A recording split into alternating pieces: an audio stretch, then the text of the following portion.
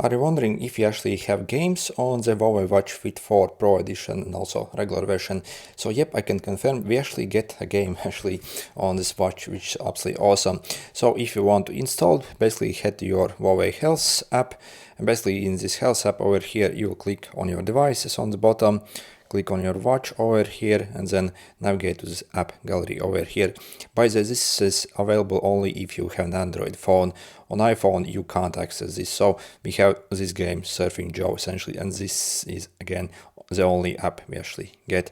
By the way, if you still want to install this game, if you have an iPhone, what you can do is you can simply borrow from someone an Android phone and temporarily basically pair it with an Android phone, and then basically transfer over back the account basically back to the watch, and your app and the game basically will get basically still left on the watch. So again, this is how you can bypass if you still have an iPhone.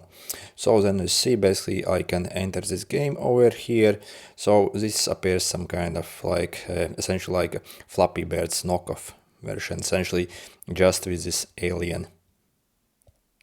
Okay, so pretty cool. Okay, yep, so we literally have a game on this watch, absolutely awesome. Like